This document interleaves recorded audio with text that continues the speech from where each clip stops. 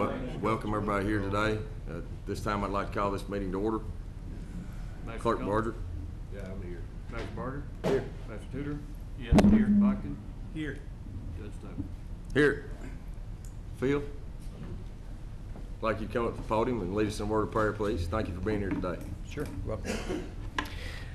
Father in heaven, we thank you that we live in this great country that allows us the freedoms that we can gather in public places like this. We thank you for our beautiful Commonwealth of Kentucky and this great city of Berea. And we thank you for Madison County and the way you've prospered it. We pray that all decisions made here will be done so with justice and wisdom, and it will benefit the citizens.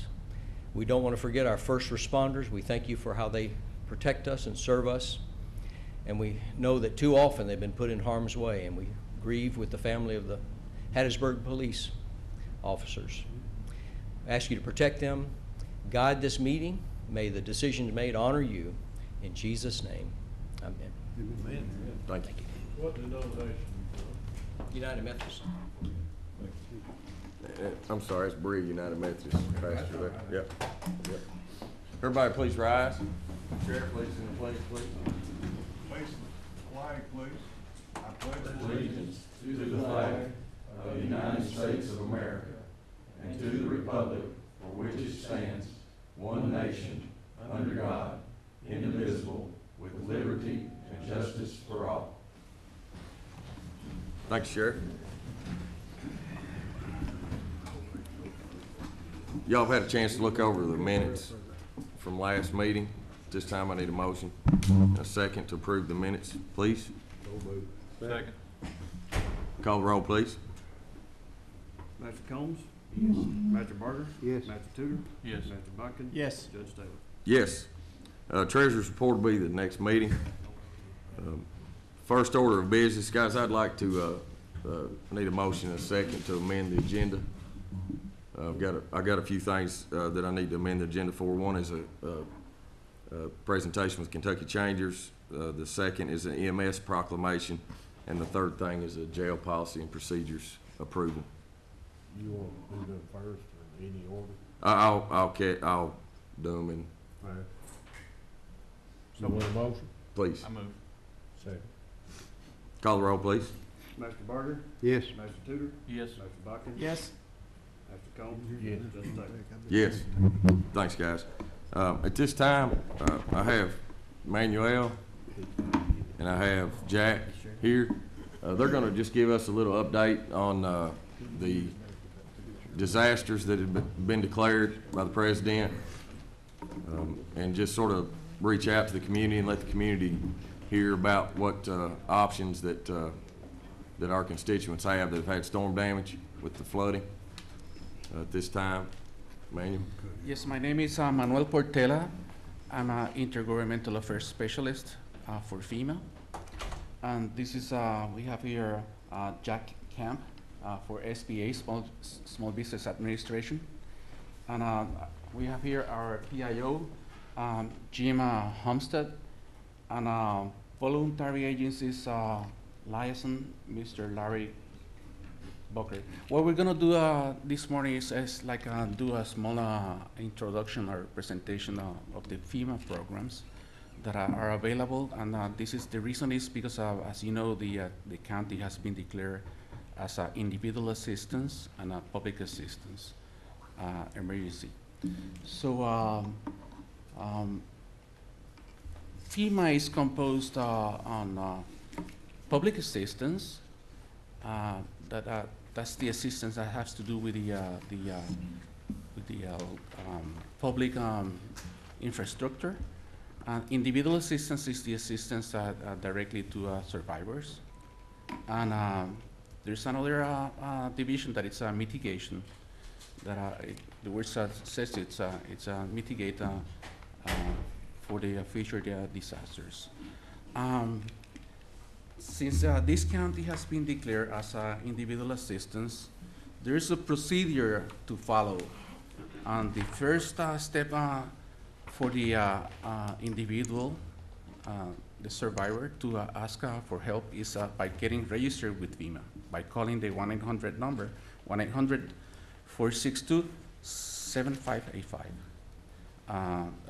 Or the 1-800-621-3362. Once they get registered, that starts the process. So an inspector goes to their home and look for the damage that they suffer. Any help that the survivor could be eligible for is subjective to the insurance. So they have to come over with the insurance settlement for FEMA to follow on the procedure. There's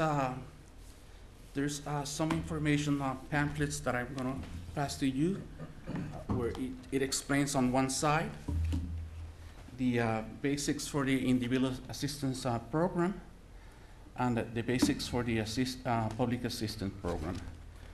We partner with SBA, Small Business Administration.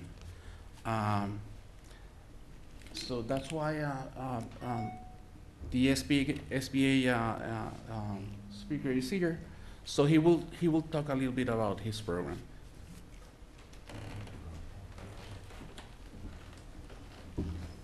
Thank you.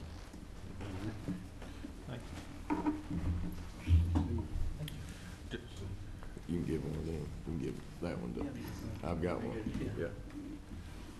Judge Taylor, I want to thank you for inviting us here this morning to speak to your good citizens. I'm sorry that you had to go through this, but the federal government does respond in these situations when the Commonwealth asks us to come in.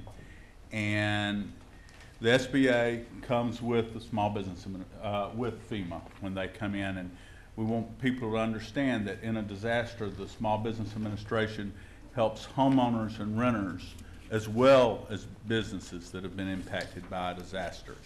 And that's a very important fact for people to keep in mind, because when you register with FEMA, most folks are going to be referred to the Small Business Administration. And if you are referred to the SBA, you need to follow through with the system and apply to SBA for a loan, even if you don't want one. Because if you can't afford a loan, we'll be able to decline the application, then we'll send you back to FEMA, and there may be additional grant monies available. But if you don't apply for the loan, if you decline yourself, then we can't make that determination. We can't make that referral, and you're going to cut yourself out for some possible grant monies. Now, if you can afford a loan, let me tell you, it's a great deal.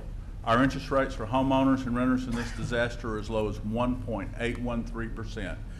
We can lend them money for up to 100% of their uninsured losses. We're going to try to make them whole, if at all possible, up to 100% of their uninsured losses for up to 30 years. We can lend a renter or a homeowner up to $40,000 for damaged personal property. Homeowners can get up to $200,000 for their real estate. And for our businesses, of course, let's not forget them, they can borrow up to $2 million. Also available for businesses, in addition to loans for their physical losses, we can make them loans for their working capital loans. We call them economic injury disaster loans. And a business doesn't even really have to have any physical damage to qualify for one of these. They just have to be in a declared or an adjacent county. It has to be a small business. And those loans for businesses carry interest rates as low as 4%, but once again, we can go up to 30 years. And so, you know, we just want to urge anyone who is affected by the disaster to first register with FEMA, and if you're referred to SBA, go ahead and follow through with the process. It is a process. Complete the process. See what you're eligible for. It doesn't cost you anything to apply. You do not have to accept it if you're approved for it, but find out what all your options are to help you recover from this event. Thank you. Yes, sir. Are y'all going to speak on behalf of the hours of operation that y'all are here for the next week, or somebody else? Okay. Okay, yeah, Jim's got that, and he'll talk about. Okay, thank you. Let me add that there's another way to get registered, or even by calling the 1-800 number or going online. there's a disaster recovery center that is open, and it's next to the emergency manager's office at Richmond. So there's the survivor can go over there in a face-to-face situation. They can get registered. Thank you for having us this morning. My name is Jim Homestead. I'm a FEMA Media Relations Specialist. If anybody needs to reach me, my BlackBerry is 202-805-9083, and you can reach me via email or by that telephone. I'm the point of contact primarily for media in several counties in Kentucky, including Madison. My assigned territory reaches all the way over to Jefferson County. I'm going to stick around after I speak today and be available for any media. If they want to speak with me, I'll be more than happy to do that. I just got a little snapshot this morning of some of the dollar amounts and such so far. The people who have, in the Commonwealth, the number of people who have contacted FEMA for information or assistance is almost 1,000, 989. 49 of those have come from Madison County. In the Commonwealth, the dollars approved in what's called FEMA's Individuals and Households Program, or individual assistance. This is grant money for homeowners or renters. The total dollars is, so far, $1.4 million has been approved. 1.1 million of that has been approved for housing assistance, and really housing assistance is a big ticket item for us, especially immediately after the disaster. Housing assistance can take a couple of forms, either grant money to make repairs to your home to make it safe, secure, and sanitary, or also rental assistance. So you could rent, let's say, an apartment until you get back on your feet. FEMA assistance is designed not to return your property or your belongings or your home to their pre-disaster condition. FEMA assistance is designed to help you make those first steps on the road to recovery. And of course, we always recommend that if you're asked to, that you do complete that application for the disaster loans, as Jack mentioned earlier. Manny mentioned the Disaster Recovery Center in Richmond. It's open Monday through Saturday, 9 to 6 until further notice. They've had 30 visitors there. Applicants are not required to go to a disaster recovery center, but it's a great outreach tool. We always recommend that right away, first thing you should do, obviously, is contact your insurance company. Also, apply online with FEMA. That is the fastest way to do it, and that's at www.disasterassistance.gov, G-O-V. You can also apply through the toll-free number, 800-621-3362, and that's open 7 a.m. to 10 p.m. daily Eastern Time until further notice. And if you want to apply on your mobile device, you can do that as well. It's m.fema.gov. But a real emphasis here to apply, get the application in, and then if you choose to get some face-to-face dialogue at the Disaster Recovery Center in Richmond, we'll welcome you with open arms. So that's all I have. Any questions, I'll be here. Thanks for having us. Good morning. Good morning. Thank you for having us here. My name is Larry Buckner. I'm FEMA Voluntary Agency Liaison. And I guess the reason I'm last is because when all else fails, we work with the voluntary agencies and faith-based groups and communities to help meet those unmet needs that people may still have. Matter of fact, I have a meeting this afternoon with Clorinda Scheffler, and she is the chair of the Madison County VOAD, and VOAD stands for Voluntary Organizations Active in Disaster. So we're going to discuss how her group and the members of her group can come together and meet those unmet needs that people may still have, even though they've applied to FEMA. FEMA's given them the maximum dollar that they can grant. Maybe they don't qualify for an SBA loan, but they still have some things that they need to get back to a sustainable life. So I'll be around for questions afterwards, and then I have to scoot off to my other meeting. Thank you. Thank you. Guys, do y'all have any questions? Very good. No. Chris, do we have their information up on our cable channel? Phone numbers and contacts? We do? Okay, thanks. At this time, I'm gonna ask Brother Ford, y'all come up and talk about the Kentucky Changes Program. Good morning. Good morning. Good morning. My name is Larry Baker, and I'm the Executive Director of the Tates Creek Baptist Association here in Madison County and Jared County. And with me is Pastor Bill Ford, First Baptist Church, Richmond. And we're here, first of all, to thank you for last year's help with a project that we call Kentucky Changers. Some of you will remember that. You probably saw the groups around the county that were repairing homes, because Kentucky Changers is a process by which we go and help low-income families repair outside problems with their homes. And last year we had about 250 young people that came in the county, along with construction experts and crew chiefs that helped them to make these repairs. And we're very fortunate to receive a grant from the county of $10,000 and $15,000 from the city last year. We completed 23 projects in the county, and they made a huge difference in the lives of some of the homeowners in the area. Kentucky Changers started in 1994 with a pilot project in Hopkinsville, Kentucky, and this was kind of a unique kind of process by which the labor workers, and if we want to use that terminology, are volunteers, and they're volunteers that have completed the 7th grade through high school. And so the majority of the volunteers are young people.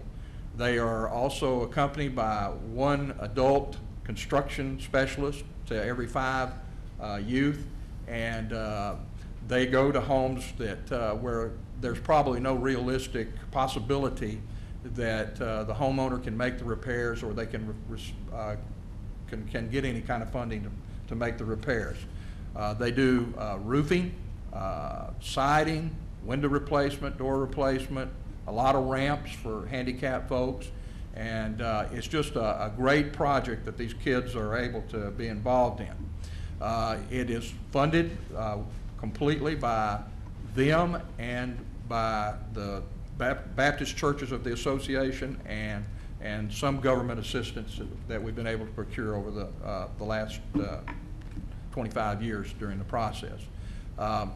We cost the homeowner nothing, and just to let us come in, I guess it's a pretty good cost to let teenagers come in and work on their house. It is a risk factor, but it's not a, once you've seen it, you know it's not a big risk factor, because it's a tremendous factor. It's a win-win situation for everyone involved. It's a win for the homeowners. It's a win for the government officials that provide money, because you won't get a better return on your money than what you will get out of this process. It's a win for the young people, because it changes many of their lives. And even now, 20 years after I first became involved with Kentucky Changers, I run into adults who were Kentucky Changers many years ago, and they talk about what a formative experience that was in their lives. It's good for the community as a whole, because it upgrades the values of all the homes where the work is done, and it has an impact on the local youth, because not only are some of them participants, but they get an example of how youth are selflessly providing their services to do this kind of service for a community. Actually, the kids pay $275 each to come and be able to go into a local high school and sleep on the floor for the week that they do the repairs. The churches provide meals for the kids on the sites. So this is a win-win-win-win for everybody involved. Now, what we ask from you and from the city of Richmond is that you provide us with some money to purchase materials with. Again, last year the city provided us with $15,000. You provided us $10,000. The association provided $10,000, and there were some local merchants and other interested individuals to help us to purchase all the materials. And so we would like to request a grant again of $15,000 for this next year. That's a little bit more than last year, but we have 50 additional youth coming in, 5 additional teams. There'll be a little over 300 youth that will be coming in. There'll be another 75 adults that will be coming in to assist with the process of doing the construction work. I think you may have some questions. I hope I painted a pretty good picture. Oh, by the way, I figured up the man hours and then multiplied that by the amount of labor that would be done at a $7.50 an hour, which you know construction costs are much higher than that, and came out that with 30 projects that we plan to do this summer, that's about $90,000 of free labor, if we could use that term free in front of it. So again, I say it's a win-win situation. I'd like Pastor Bill to come and share just one incident or as much as he really wants to, but an impact that this process had last year. You know, often what we hear end up being negative things about youth. And I think that there are plenty of other stories that remind us that there are a number of youth who are making impacts upon communities like ours. For instance, last year, there was one group of youth, along with a supervisor. They were helping a 90-year-old lady with a repair on her house. They discovered that it was her birthday that week. It was those youth that insisted that they stop what they were doing and have a birthday party for her.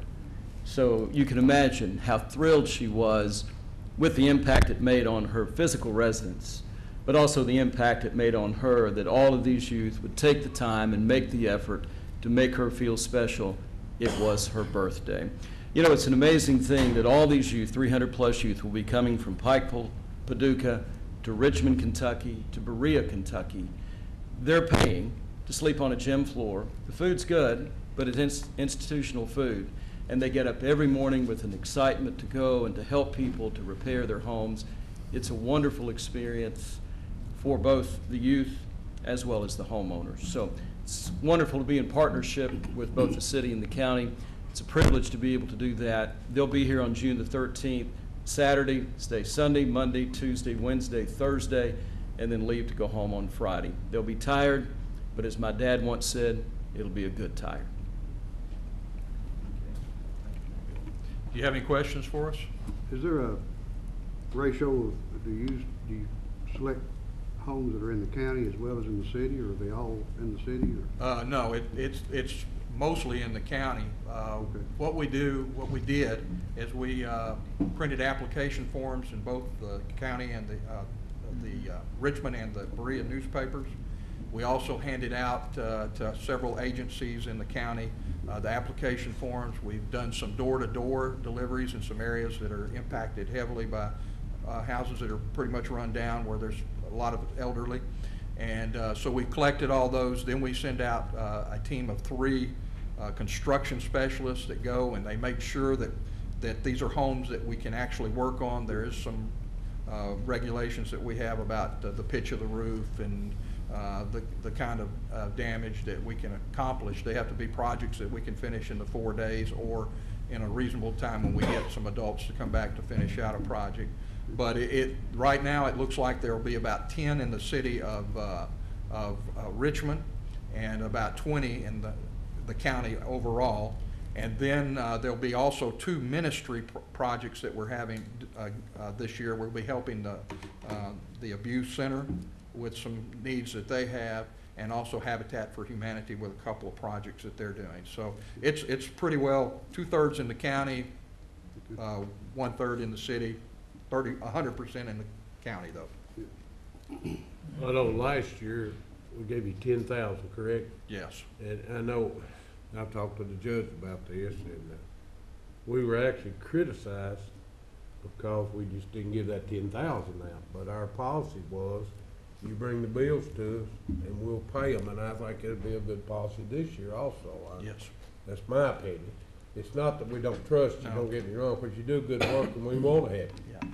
But I was a little disappointed we got criticized because we didn't give the money up front, but after I explained it, they understood. Yeah.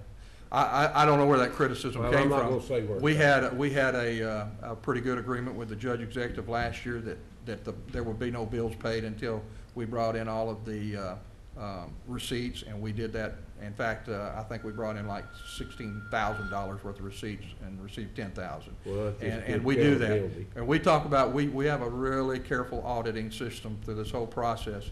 And not only do we have some professionals that are doing that for us, we have the great auditor up there that's watching over Yeah, our he'll watch process. over you. Yeah. Okay, thank you, though. That's a good question. And if you tell me who criticized, No, I'm I'll not be gonna glad to say. talk to him. He's a friend of mine, and I'm sure he's a friend of yours, but it was just a misunderstanding when it comes down to the Possible. title. Any other questions? No, I think it's a great program, and I appreciate y'all doing this. I know there's a lot of people inside the city and in the county that wouldn't get no help if it wasn't for you. And I'm just thankful that you all do that, and I wish we had more organizations that would do things like that. Well, we wish we could do more also, because we've had to turn a lot of people down for a I'm lot of sure. different reasons, and that hurts. It hurts us. We don't want to do that, but there's only so much we can do. And Kentucky Changers can only come to a place for 2 years in a row, because it's rotating. There are 4 of them going on in Kentucky during this year. So this will be the last year we can do for a few years before they'll let us come back into Madison County again. Well, we're glad to have you, I'll tell you that. Thanks, guys. Thank you, Appreciate Randy. it. Appreciate it. Thank you. At this time, Carlos, I'd like for you and your guys just to come up and Girls. stand, And ladies. and ladies.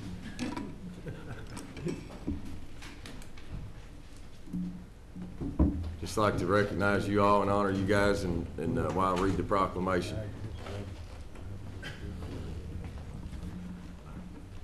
This is a Madison County proclamation, whereas emergency medical service is a vital public service, and whereas the members of emergency medical services teams are ready to provide life-saving care to those in need 24 hours a day, 7 days a week.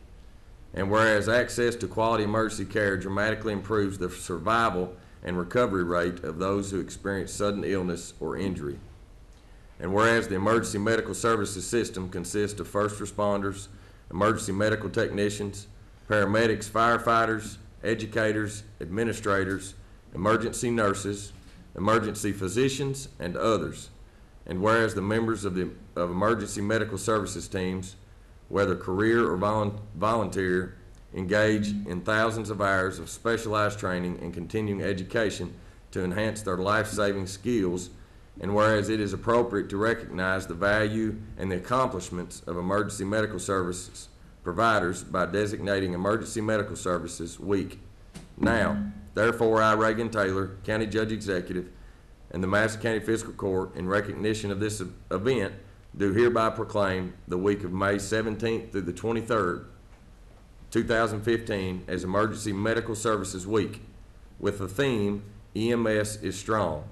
I encourage the community to observe this week with appropriate programs, ceremonies, and activities. So, I'd like to give them a round of applause.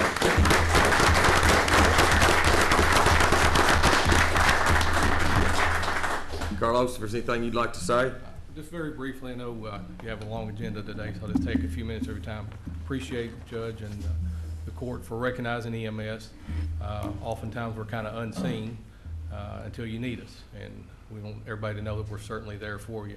Notice we have some of the command staff here today. I hope to have some of the field staff, but they're all out making runs right now, about 15,000 a year.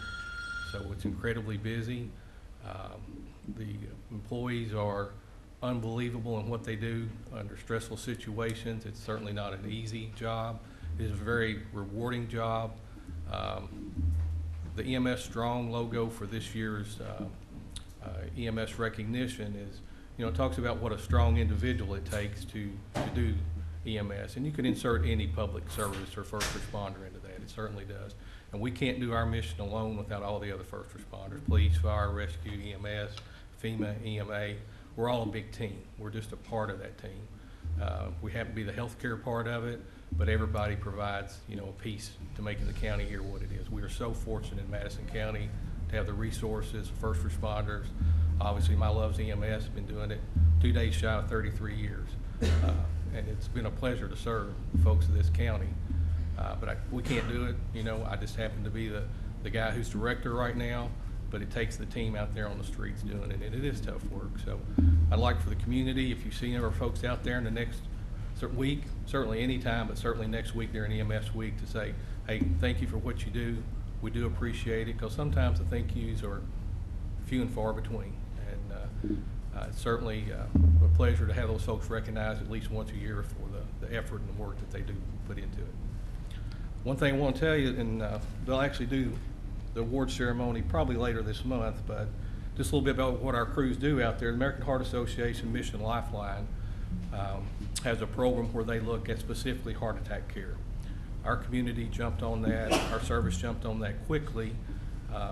Debbie, who's our training officer, really was involved heavily in getting this up and going, but we've really ramped up what we do for heart attack patients. Now, unfortunately, in Kentucky and Madison County, we have a high percentage of coronary artery disease.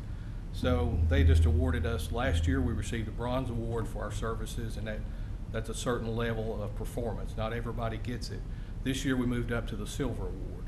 There were 10 services in the entire state that obtained that level. So just a little bit about what we do, how good a job they're doing out there, and they are making a difference in the lives of the folks in Madison County and the visitors. So appreciate it, appreciate the recognition, and anybody got any questions for us? Carlos, I was in the emergency room 2 weeks ago, not myself, I was with somebody else, and you all had 2 people bring in some young people that overdosed is what it amounted to, but after they had left, and I watched them because I was sitting right there, they were very professional, and after they left, the nurses was talking about how good as people they were and the way they handled the situation.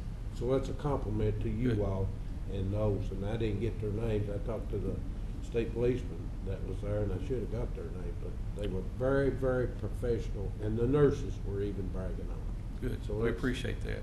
That's good for you all. Carlos, we Yes, sir. thank you, and we want you to know that we do appreciate you. Sometimes all the community fails to acknowledge the appreciation until they need that service, but as a community and as fiscal court, we appreciate everything you all do. Thank you. Thank you. I'll echo that. You showed up at our home in the middle of the night to provide assistance, and we certainly appreciate you. Carlos, if you Yes, will, sir. just introduce your people with you, if you don't mind. Debbie Berry, training officer, Mark Campbell, who's the shift commander, and Ron Jackson's our assistant director. Sorry about that. No, that's all right. That's all right. Thank you, guys. Thank you. Appreciate it. Thank you all. Here's Carlos, here's your, Thank you, Carlos. thanks, buddy.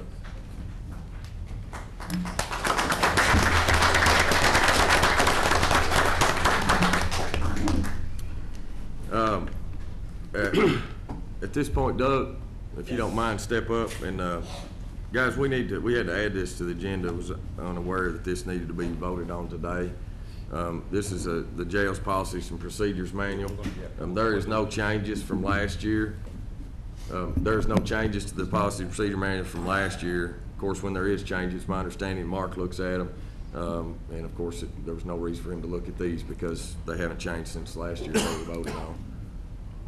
So at this time, if I need a motion and a second to approve the policy and procedures manuals for the jail. So moved. Second. Is there any discussion? Could I get a copy? Yeah, absolutely. Yeah, I get your copy. Call the roll, please. Master Tudor? Yes. Master Bucking? Yes. Master Combs? Yes. Master Barger? Yes. Judge Taylor? Yes. At this time, guys, we're going to discuss the KOL food service, the potentials of what this actually could do to our food budget. I appreciate Doug and him going after this and looking into this in great detail. And I just wanted them to come and talk to us as a court about how the setup, how it's gonna change. And this time I'll turn it over to you, Doug. Yeah, we'll talk, get Joe up here in just a second, but before Carlos left, I wanted to thank him too for coming to my house, the jail. They're there quite often with certain situations. But Joe Broadwell with Calewell Food Services, and I think Joe has about 31 county jails in the state of Kentucky that he does food service for. And I'm gonna let him get up there and tell you about what he does and what their company does and what kind of savings that they're gonna do for all of us for here in Madison County. Joe, come on up here and about how we're gonna save some money.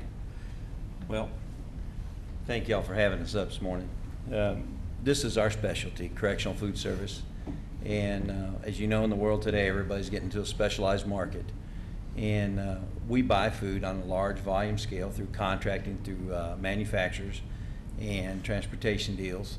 And all we do is focus on driving costs down.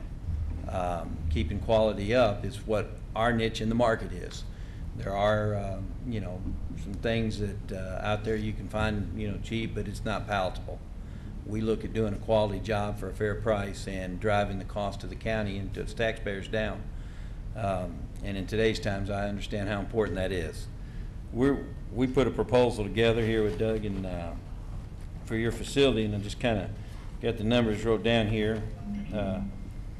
On a one-year contract, this based on last year's average of 265 inmates per day, you would reap a savings of $369,751 over your current budget. So that's a substantial savings in my book. I know Madison County's a pretty big county, but that's a substantial savings, I think. And the only, you know, the difference is obviously this is our specialty. The jailer has so many hats to wear every day, you know, medical, food service, commissary, and that's why throughout Kentucky, jails are constantly contracting these specialty markets out.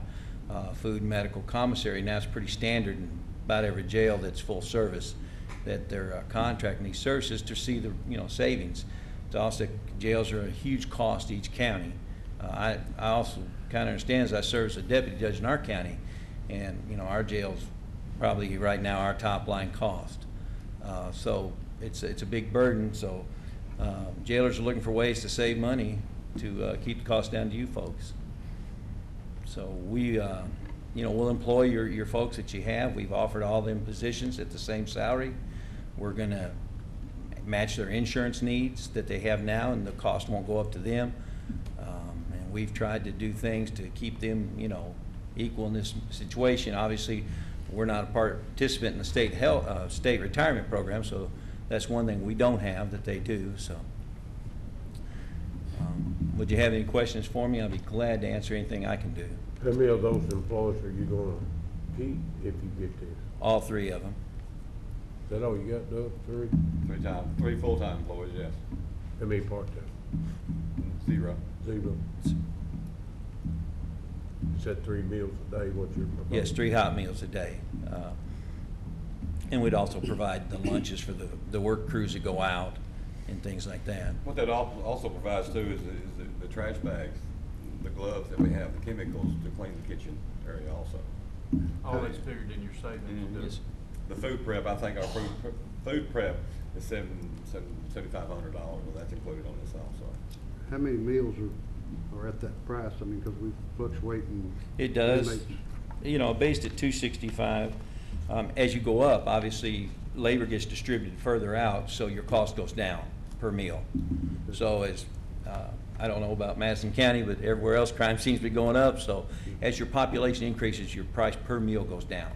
Doug, you say we had 268 today, but that's not counting, well, you've got some out. I have some in Clark County, some in Three Forks. Okay. Yeah, I mean, it substantially goes down a few cents every increment of about 15 inmates. So as the population average is higher, your costs will go down.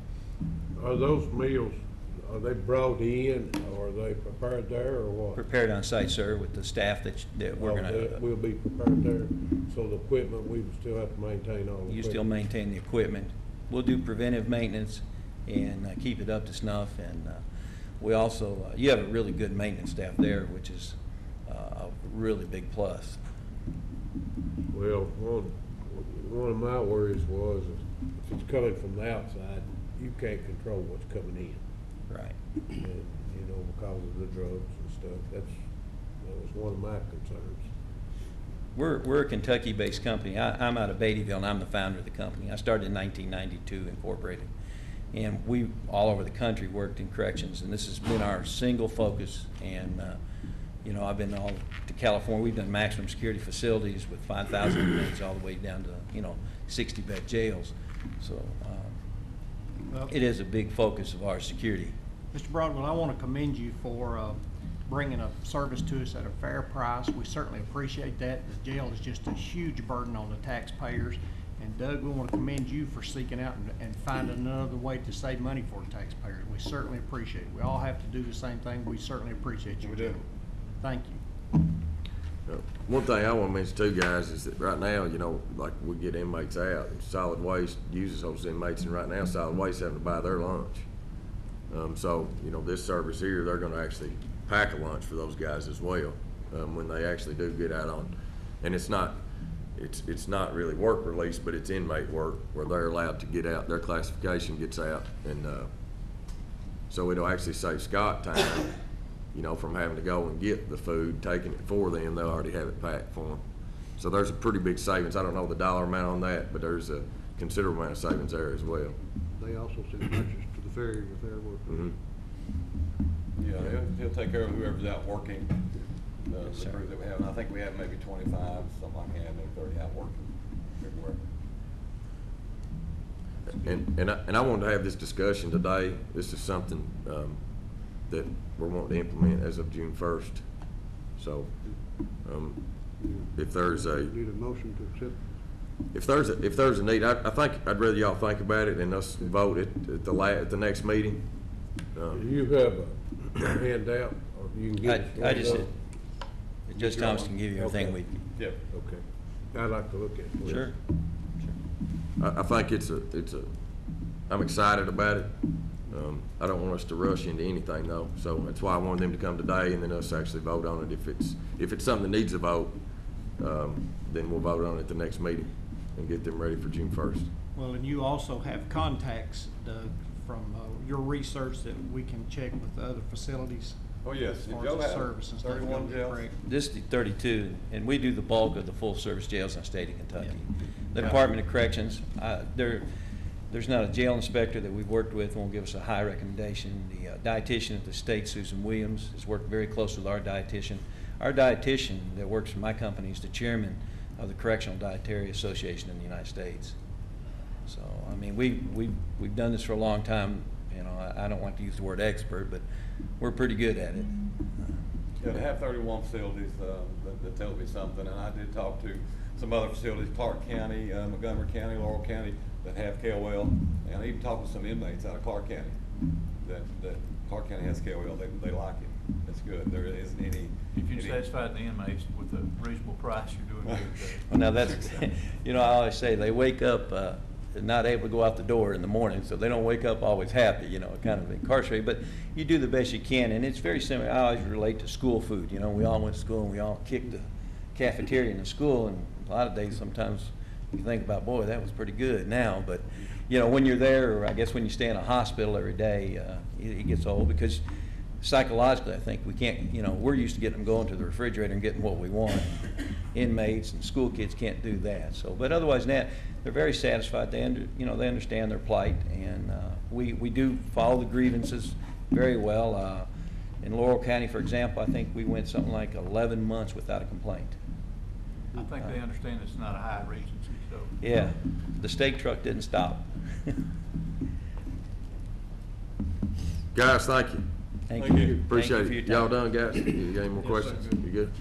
All right, appreciate it. This time, Bud, love you to come up. It's Bud Carr, from East Lukens. He's our health insurance provider. We actually have been working on with Glenna and with Shannon, new HR. We've been working on, and I just want him to come. And Colleen, sorry, didn't mean to leave you out. Good morning. Just real quick, want to give a high-level overview of where your benefits are, what we do, and where we are moving forward, which is coming up pretty quick. So as far as, we'll start with the easy ones. Delta Dental remains the same. Guardian, the voluntary life remains the same.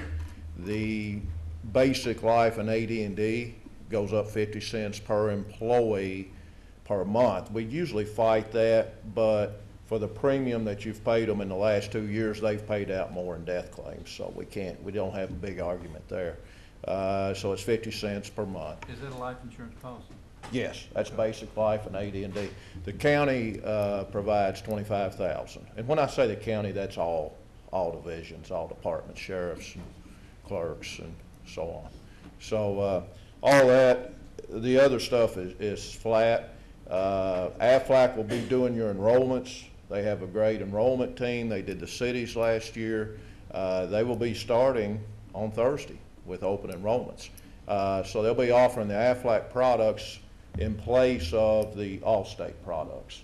The Colonial that some people have had for years and years, if it's a better deal to stay with Colonial, then you just deal directly with Colonial.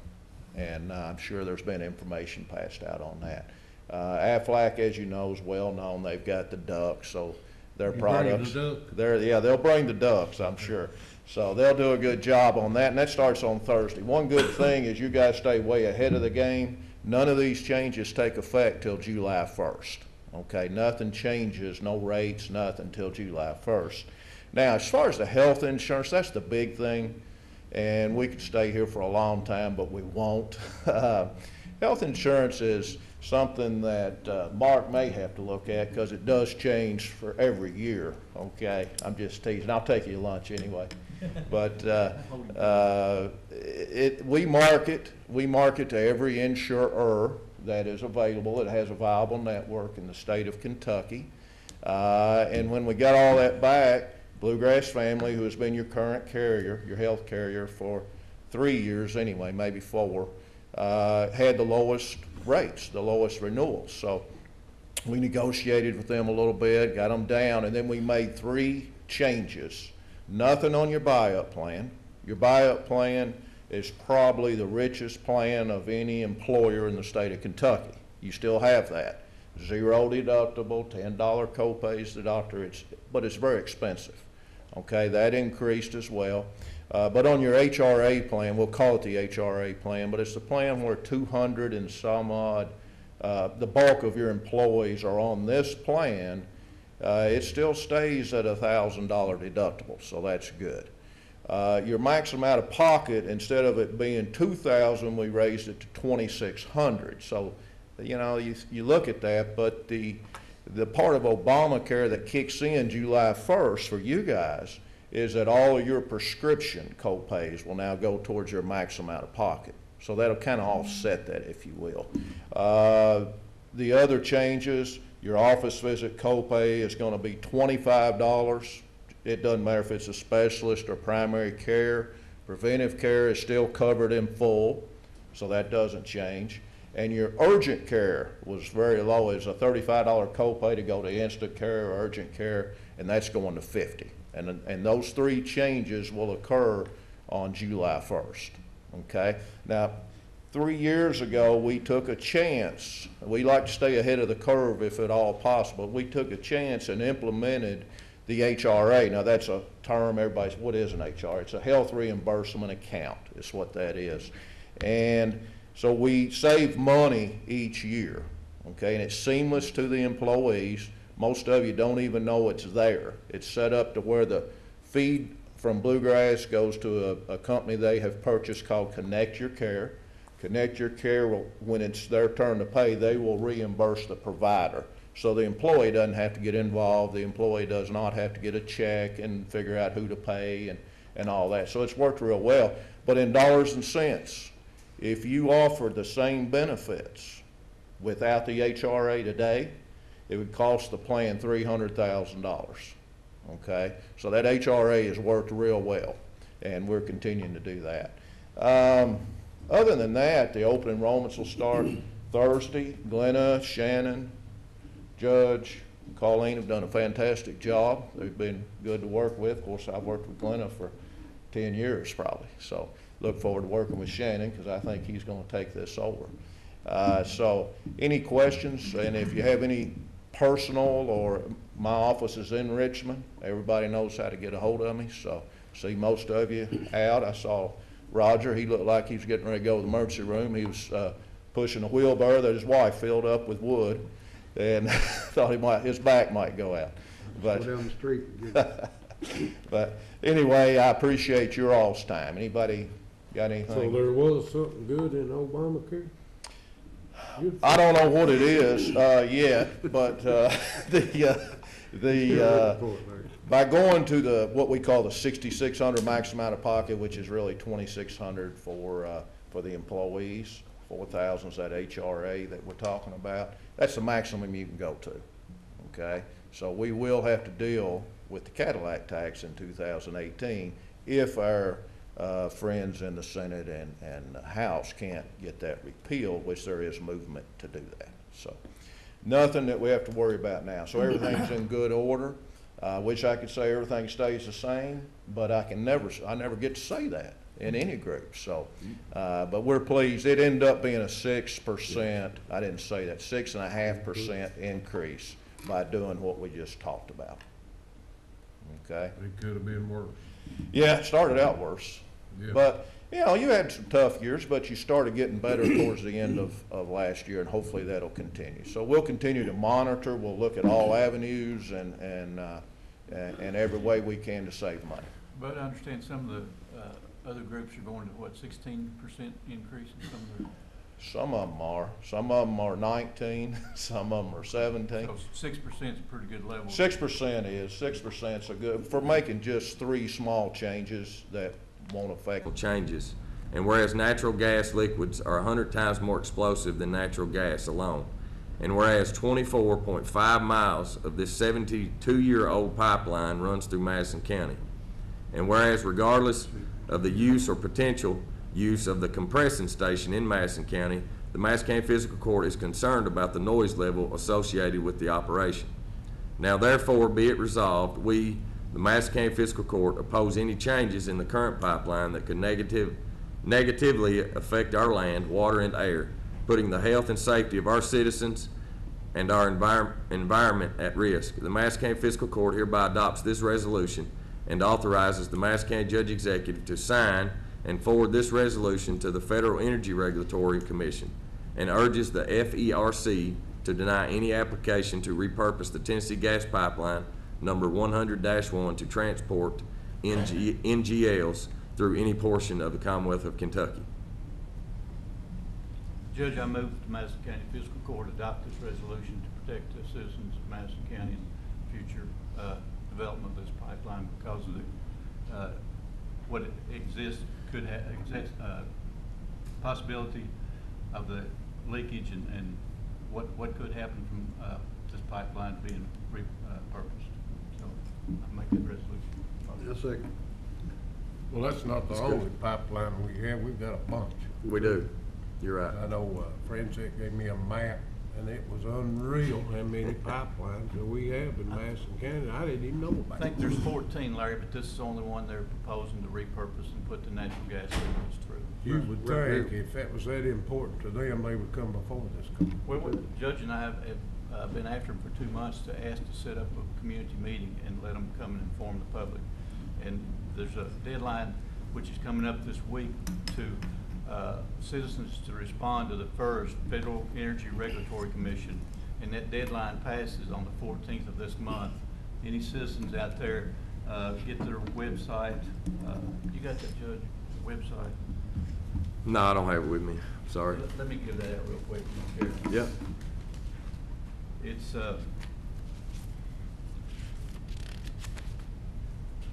www.ferc.gov, And that's a website that's not real friendly, but if you go in and there's a comment section, voice your comments and concerns about the repurposing this pipeline, and you have until the 14th of May to do that. And I'm sure after the 14th of May or whatever, Tennessee Gas Pipeline and Kinder Morgan will be willing to set up a meeting with us after the deadline's passed here. So that's what they're holding up, I'm afraid. The meeting that John and I went to, the lady that met us at the door, and I couldn't tell you her name, but she was kind of greeting everybody, and told us from Madison County, and she's glad we was there. And we had a few from Madison County with us, residents, and I explained to her that we couldn't get the company to come and talk to us to explain to us any issues that we had about it. And she said, well, they came and gave a talk to us and sent a young man, said he was as nice as he could be, very polite, very informative, and said he was very concerned about the concerns that they had for the pipeline. And she said we called back to talk to him a few days later, and they said he no longer worked for the company. So he was too sympathetic, I assume. But anyway, she said that they've not heard from them since. I better be careful what I say then. Be careful. I appreciate y'all going. It is a big concern. The two issues I have is the age of the pipeline that's in the ground was in there since 1944. They're not showing anybody that any test has been done to see if there's any weakness in the line, the difference in what they're wanting to push through the line and the pressure on it. The other thing is the product they want to push through it is 100 times more volatile than natural gas. So a natural gas explosion that killed 7 people would spread out to where they could be hundreds of people for the power that it would have. The same explosion happened with this product in the line. Also, they explained it that this other product is more like a sludge than a loose liquid. So it's going to take more force to push it, and that's why this compressor would probably be needed. That's right. It's going to make so much noise. And one other thing that the only way they have to detect a leakage is a pressure gauge. Right. And it has to leak off over 2% of pressure on a line that's sending 400,000 barrels through it a day through Madison County, 400,000 barrels. And a 2% leakage on that amount of pressure, you're talking about 300,000 gallons of leakage material that's very highly explosive before they would even detect it. So that's how explosive and how volatile this thing is. How big is that line they're talking about? It's 24 inch, Larry. 24.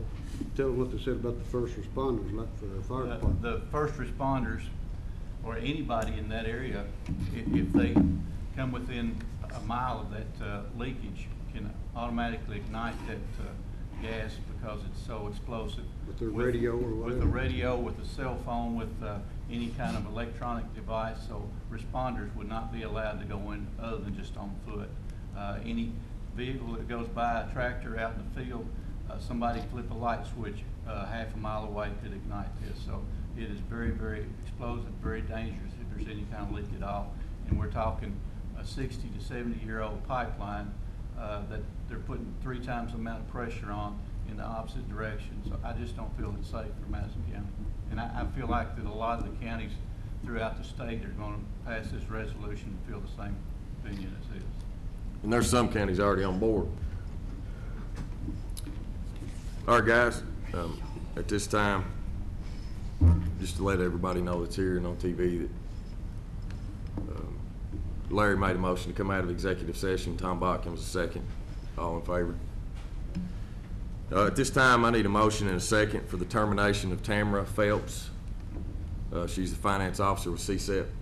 So moved. Second. Call the roll, please. Master Combs? Yes. Master Barger? Yes. Master Tudor? Yes. Master Botkin? Yes. Judge Taylor? Yes. Moving on to the judge's report. Just want to make some mention of some things. Positions are still available. Road department, solid waste department, we're going to be hiring some people there. Would like to welcome some seasonal employees that we've hired, which were from last year's seasonal employees, Lynn Brewer, Sydney Lynch, and Neil Cates. They'll be doing a lot of our mowing at our parks and things like that. So we're taking applications for summer interns. So anybody that has kids or grandkids or family members that are going to be home for the summer, and they're here from a university or a college somewhere else, feel free to get with us on our website. We would love to have some more summer interns. This is my first, I'll say, semester dealing with summer interns, and it's been excellent. They're very well mannered. They've been a lot of help. They've done several projects for us. They've been a big help to us, and it's not costing the taxpayers anything. You know, it's building a relationship with these kids. It's giving them valuable information and knowledge for them in the future. So, and I'm tickled with it. So, if I think most of our interns are gone, but if you do see them out, thank them for getting involved and helping us out this semester. Of course, the president did declare a declaration of emergency. Just want to make sure, obviously, we've already talked about that. There's an April golf report from Clay in your all's Dropbox. If y'all want to look at it and sort of see where he's at and for this month, it'll be good to keep up with that. Yesterday, we had a blood drive competition against the city of Richmond, and it was a great success. Actually, the county won, so I was tickled to death with that. I couldn't let Mayor Barnes beat me first to competition out, so it was great. We had, I think they estimated maybe 22 donors, and we actually had, I think, 44 for the county, and then the city, I think, had 19 and 19, so I mean, it was awesome. I mean, we had to turn some away, so maybe this is something that we can do every year. It's a great thing.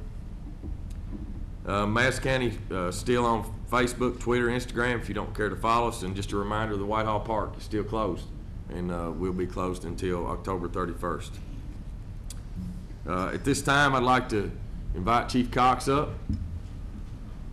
Chief Cox is going to give us a little update of the fire department. I think he's got a little presentation for us. Appreciate you being here today. I appreciate you guys letting me come up here and tell you a little bit about our department. I'm about like EMS. You don't really see us a lot, but when you see us, you sure would like to see us be there. So I do want to thank EMS. We work hand in hand with the EMS way more than anyone might recognize. We work directs with them, and anytime we have a structure fire, these guys are always there for us. We know the number one killer of firefighters is heart attack. Some might think EMS shows up just in case someone was in a home. Well, yes, of course, that's a good reason. But they're also there for us, so we're always protecting each other. We'll give you a little background of the fire department. There's 20 of us all together. I stay between 7 and 15 co-ops or interns, however you want to say it, at all times. But there's 20 of us. There's 16 firefighters, 3 captains, and then me, the chief. So I wanted to start out with just kind of giving a few statistics on runs that we've had over the last few years, kind of show you the trend that's going on. 2012, you can see the numbers. I don't think I need to read them all off, but as you can see, they are going up progressively. 2014 in October, we started running MVAs, which is motor vehicle accidents, with the EMS for manpower, for protection, and that's been a very strong success. That's been a really good success. So it is upping our runs, and as of right now, it looks like probably close to about 100 runs a year. So it's really adding our run volume. But the guys are very willing to get out and do this. We show up on scene, and EMS, even though it's a pretty rough situation a lot of times, they look around and they grin at us, to know that that we got their back. So that helps out a bunch. Some of the more important things you can look at up there, we had a few more fires in 2012. It went down in 2013 and again in 2014. I think that's a good thing. I'm hoping that possibly the fire prevention that we're doing is a big help in that. I'll get into a little later about the fire prevention, but we're hoping that these statistics are going to be continuing. Next thing I just want to kind of tell you, the things that the guys do. They get out, they do fire prevention. We did just almost 1,000 kindergartners through Safety City this year. That's with Lloyd Jordanson, Rebecca Colligan. We all worked hand in hand. That was a very big success. Get a lot of good feedback on that. We assist with fire drills at schools. That's a pretty neat thing we get to do. We actually test the facility or the faculty. One year we went to Kirksville, and we actually, one of the things that in a fire drill is accountability. We got to know these kids are, we got to know where every kid is at, or the teachers do. And what I did one time was I went to the principal. I said, I want to pull a kid out. I don't want nobody to know about it. I want to pull a kid out, have them sitting right here, and let's just see what happens. But lo and behold, we pulled the kid out. They dropped the fire alarm. We pulled the kid out. They were standing right there. I had my hands right on their shoulders the whole time. And it wasn't, I bet you, 30 seconds. I mean, from the time they got outside, they come running. We are missing blah, blah, blah. And this was the kid I had. So that was very impressive to me. Tickled me to death, nothing but grin. So we know they're in good hands. Meals on Wheels. We take the names. We assist with the Meals on Wheels every year. We're usually the ones that people call, and we take their information and pass it on. We do help out with the backpack program. It's a humbling program. I would encourage anyone that can be part of that to please be part of that. She wasn't kidding. I know several people inside the school system that would tell you that there's some kid that doesn't eat unless they get this over the weekends, and it's hard for me to cope with. I can't stand a child suffering in any way. That's very bad. So we do help assist on that. I want to be more involved with that, and I plan on moving on with that. Smoke detector replacements. We have a program, and you can call our station. It's 859-624-4775. We got smoke detectors that we will go out and put in your home for free. I know the Red Cross did this. It's been a few months ago, but that was a big push that they had. You call us up. We don't really ask for any apartment owners to want to fill their whole apartments and anything like that. But in any homeowner, we're more than willing to come out. We'll put them up for you. And it's all for free. So we'll do it as long as the detectors are available. Some things that we do during the day. I don't know if anyone really knows what a fire department really does, but this is just a small list of what we do. But we threw a few things up. Every day they check their equipment, check radios, their trucks, fluids, all the above. I actually have them lined out every day that they have a distinct vehicle that they will pull every tool off of it. They go through it with a fine-tooth comb, making sure that everything is in good working order. Because when we show up on the scene, that's the last time we don't need to know then. We need to know now. So these guys work diligently to check these trucks and make sure everything's in good shape. Training. We have to do a minimum of 100 hours per year. That's state mandated. For the Fire Commission, that's mandated. We work with Carl and them, CSEP, decon training. We do a lot of that. We do a lot of that. Our guys are good, and I mean very good at that, and so is the rest of the guys.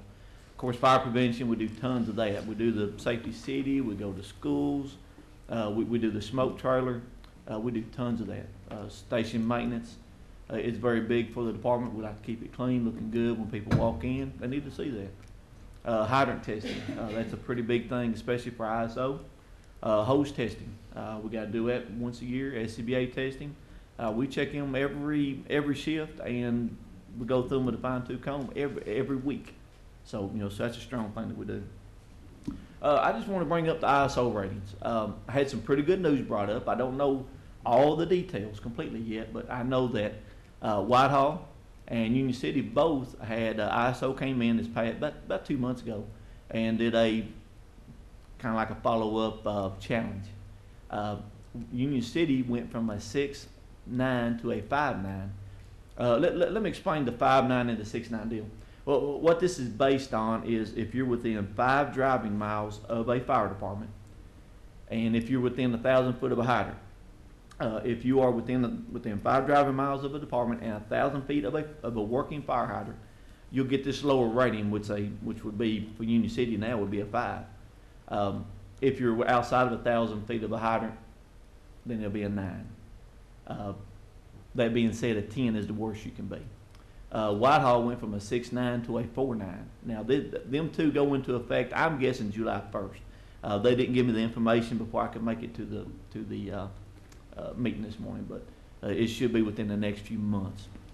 Madison County, back in 2011, actually I took over as chief 2011. I wasn't here maybe 3 months, and we did a challenge and was able to lower ours to a 4.9. I expect another challenge to come in within the next year or so. And as you can see, Waco, Red Lick, and Kirksville, they're still 9s. But they are working on things, but unfortunately, anytime you want to lower an ISO rating, which is Insurance Service Organization rating, it takes money. It takes money and time, and and these guys are working towards that. So so we'll work with them, and we'll try to get them where they need to be. Anybody got any questions about the ISO rating? Now, that's a big. I get calls every day almost about that. Does that translate into lower premiums for our Correct. citizens? Yes. It's not. This is a rule of thumb. But what insurance companies have told me, this is a rule of thumb. If you go from a 9 to a 6, it's about 50%. Now, I know we worked with Glenna's, and I think yours went down 30%. Glenna's went down 30%. So that 50% is not in all ways, but 30% is pretty good. After that, it's 10%. If you go from a 6 to a 5, they figure about 10% drop in your rating, so or your price. So anything helps. I did have a guy that his insurance rating, they messed up his rating. It went from a 4 to a 9. It went from 20-something hundred a year to 7,000, and was able to get that straightened out. So he was really in a panic. Jim, are all these insurance companies requiring an ISO rating, or just unless you provide it, they're not, or what? Not all insurance companies go by this rating. Most do, but not all do. Some of them they just got a rating and that's it. I mean, they'll give you a price and that's it. But very, very few does that. This is what they'll go by. So far, my experience has been 99% of the time.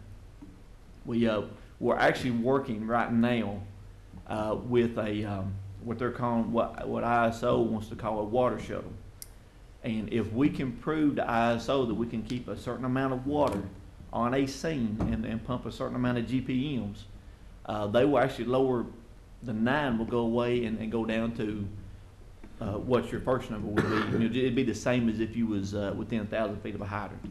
So we could have ones that go from a 9 down to a 4. Now we haven't got that accomplished yet, and we're working on it. And ISO is slow. I mean, they're very slow. So this could be a year. I don't know that, but we're working hand in hand with Tom Moreland, and we're wearing our poll representative out around here. So Jim, the rating that's already dropped, like for Whitehall, that doesn't help the ones outside 5 miles at all? No. If you're outside the 5 miles, that's you're just. I hate to say, you're kind of out of luck. Yeah, okay. The 5 miles is so important, and there is actually a couple of areas, 3 areas that we've kind of been watching for the last few years, and I'm hoping to get with the court, and I've got a plan. I would like to sit down and talk to you guys about it and see if we can possibly get some coverage in these areas. Chief, did you say that a 5-mile rating from a person living in Madison County gave them a break on their insurance? Is that what I heard you say? Yes, correct. If you're within 5 miles of any of these fire departments, Okay, drive 5 driving miles. You can be within 1,000 feet of it, but if you can't drive to it within 5 miles, it don't count. That's crazy, I know, but a lot of the Madison counties, they have to have, what, a 6-inch water line before they can get a fire hydrant? That's a very, very important part of the ISO rating.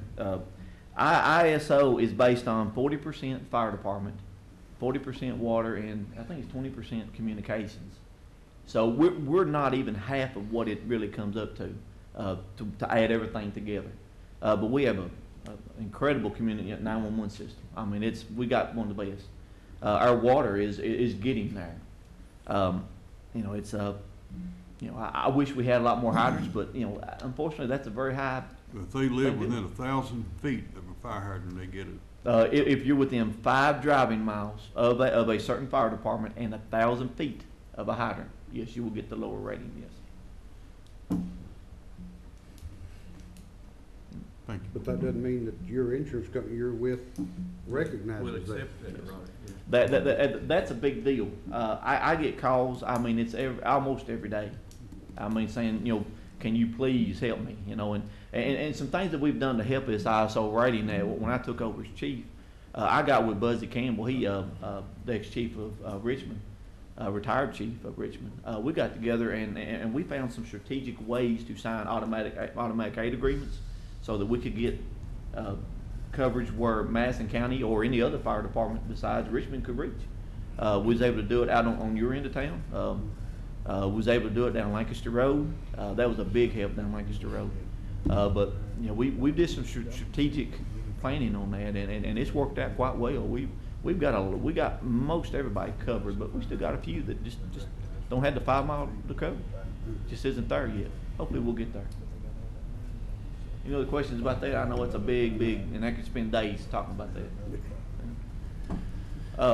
The one thing that I really wanted to bring up on, this is my final point. My guys face a lot of dangers. We know heart attack is the #1 killer. The number 2 is accidents, driving accidents. But these are certain risks right here. These cancer risks are things that my guys not only got to worry about it today, they got to prevent them today, but you know, 20 years down the road, if you'll look at our past department retirees, we have a very large number of them that isn't, you know, that's went on to meet God. We work every day to try to help avoid these kind of things. We got policies in place that, you know, whenever we fight a structure fire, I had the guys come back, I want them to take a shower. If they can't take a shower, I got them baby wipes. I know it sounds crazy, but you wipe this stuff off of you. You know, we want this stuff off of you. But as you can see, we got a 102% greater chance of getting testicular cancer, 53% greater chance of multiple myeloma. I hope I pronounced that right. I hope I never have to say it again the rest of my life. 51% greater chance of non-Hodgkin's lymphoma, 39% greater chance of skin cancer, 32% chance of brain cancer, 28% prostate cancer, 22% stomach cancer, 21% colon cancer. You know, and these are things we're going to have to look at 10, 15 years down the road, and once we're retired and gone. You know, these guys, you know, I'm trying to protect them now. So, but I want you guys to be aware of that. You know, there's more. You know, we think about, well, oh, a firefighter got killed. Well, how did he get killed? Well, you know, your first thought is, well, he was in a house fire. That's your first thought. But that, you know, our guys are so well trained that don't happen very often. It doesn't happen often at all. But these are the things that we got to face. Are you saying that that's because of exposure to Correct. chemicals, Correct. elements? The fires today are so much different than 15 years ago. You take a couch today is made out of hydrocarbon. You can basically take gas and pour it on a couch, and that's what you've got. A house, I'm going to bring up a term, flashover. What flashover is when a room meets a certain temperature that everything in the room will combust. Those are situations that a firefighter will not live through. 15 years ago, it was taking 12 to 15 minutes for a room to flash, what we call flash. Today, 3.5 minutes is about how long it takes. So things are just, you know, the man-made things everything's being made out of now is just a huge danger for us now. So, you know, so our guys got to stay up on their training on that stuff too. But yeah, it's all this, you know, all these hydrocarbons are so dangerous. We stay on our guys. You got to wear air packs when you're fighting, even a car fire outside. You know, have an air pack on. We don't care. Have it on. So, you know, these are the things that are very dangerous. I think that's all I've got. Well, that was fast, wasn't it? I wanted to ask you a question about your decon training. Mhm. What do you do as far as that goes? Well, as you talking about with CSEP? Yes. Okay. What we do is it's all broke down into three. You got Richmond Fire Department, you got Brea Fire Department, and you got Madison County Fire Department. Brea and Richmond does more of the actual hands-on decon side of it. Madison County, we come and we set up tents. We set up barriers. We put up signs. That is our main job. We supply water, and as of right now, we supply an engine to help spray off mass decon. We're hoping in the future that some things that we're working on that may change a little bit, but that's our main job. Richmond and City or Brea have different jobs. Jim, you said we had how many co-op students? I keep usually between 7 and 15. Right now, I've got probably about 7 or 8 that's Well, active. didn't we lose the contract with that? What happened with that, EKU decided that they didn't want to give a credit for it. Now, they gave me a couple reasons why, and I don't quite understand it. I think Colleen is going to have a discussion with them and try to figure out what happened with that. They gave me 2 reasons why, and I didn't buy neither one. So I don't understand what's going on with that, but these guys, they don't care about a credit. They want to come in and get experience, and whenever they leave my fire department, they will know how to pump a truck. They'll know how to fight a fire. You know, if they'll stay there for several years, we train them just like they're a brand new firefighter, and we'll put them all through the training. So they can pretty well leave anywhere. But they're not certified, right? Yeah, a bunch of them are. Yeah. So we assume the liability on them? The state takes the liability as far as physical harm. If one of them gets hurt on a scene, the state, they fall underneath the state COBRA plan. We pay? No, we give them a per diem. We help pay for their food is what we do. It's $20 a shift. Well, that's the reason I asked, because, if we're paying them, it looks like we would assume the liability. It's under volunteer status, and a per diem would be underneath the volunteer status. We're not paying them, we're helping them eat. We're giving them food back is what we're doing. Because they do work a 24-hour shift. Yeah, I didn't know. I knew at one time we had several through Eastern, and I knew that had canceled, but I'm like you, I think the reason's that dog don't hunt. Well, that's my opinion, but but we'll let Colleen answer that one. I've tried. I don't get a good answer out of them. So okay, she's probably better at the argument than I am. So I'll leave that. But it's good that you still got some that wants to do it, even though they're not getting credit. I kid you not. If they never got a credit for it, I've got them. I mean, they stand in line. I'm not putting down any other departments, but we allow them to do things. Well, I think and that's why they're there. Some that you hard work co-ops, right? Yes, actually, yeah. Sure. Yeah. I heard too. Well, I mean, and they great employees. And they're working out good? Yeah. Good. Thank you. Anything else? Thanks, Chief. Appreciate it. Comments from magistrates, Tom? Yeah, Greg.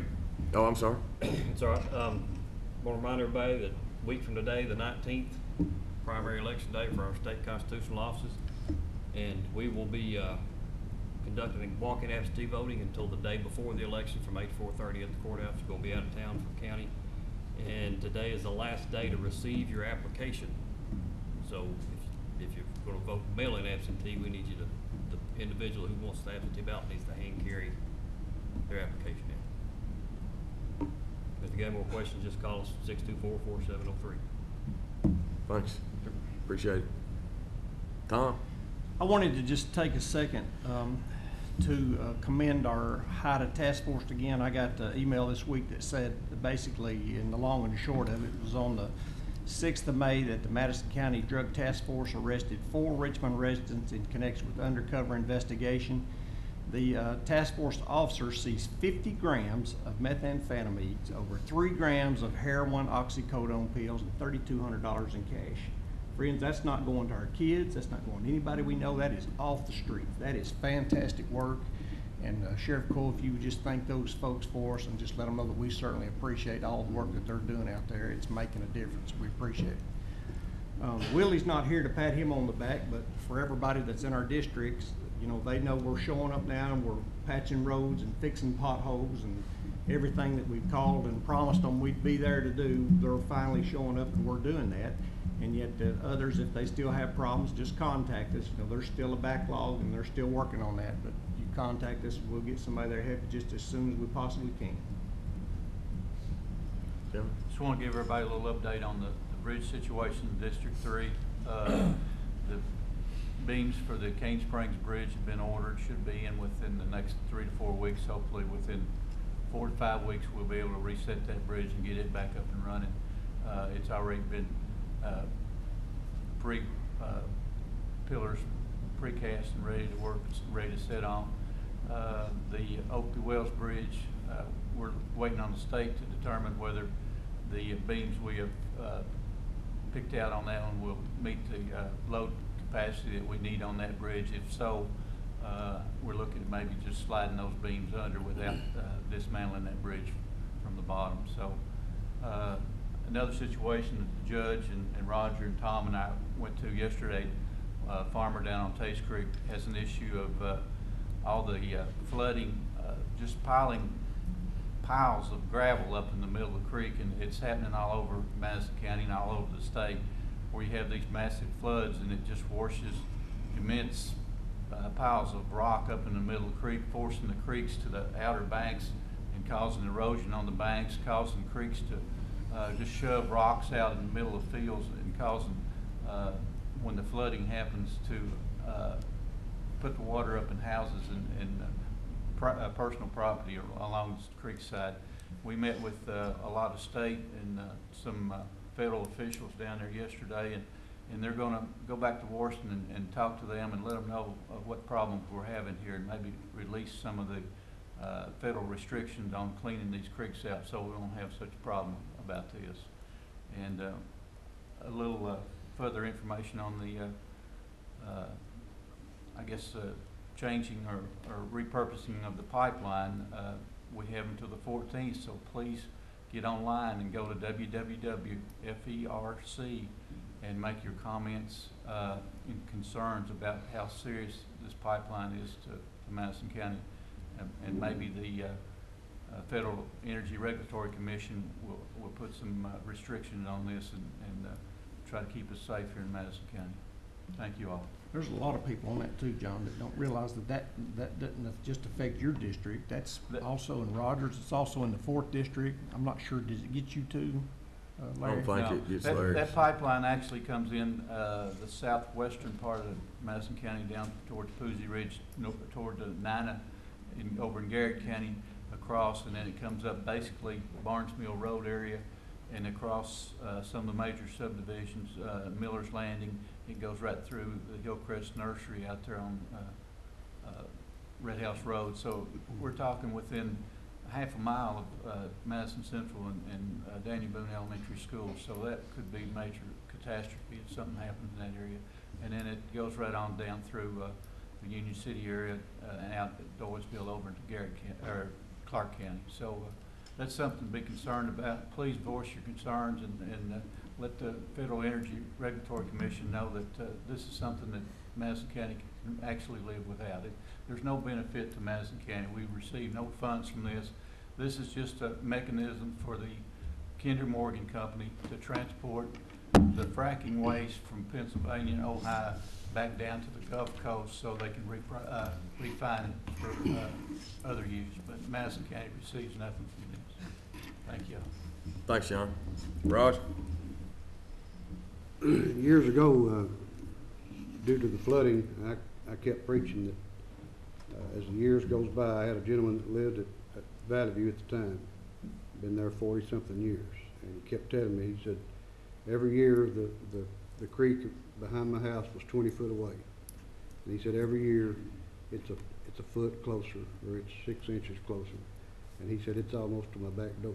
And he was preaching to me that, nothing's being done. Well, we put in retention areas, or we require them to, but I don't believe it's enough retention to start with.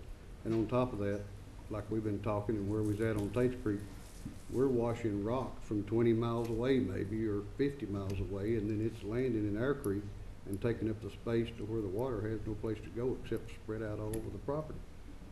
This one gentleman that we was with down there, his bottoms are destroyed. He can't cut hay off of them or anything because there's rock this deep, and I mean some big rock. We all saw it.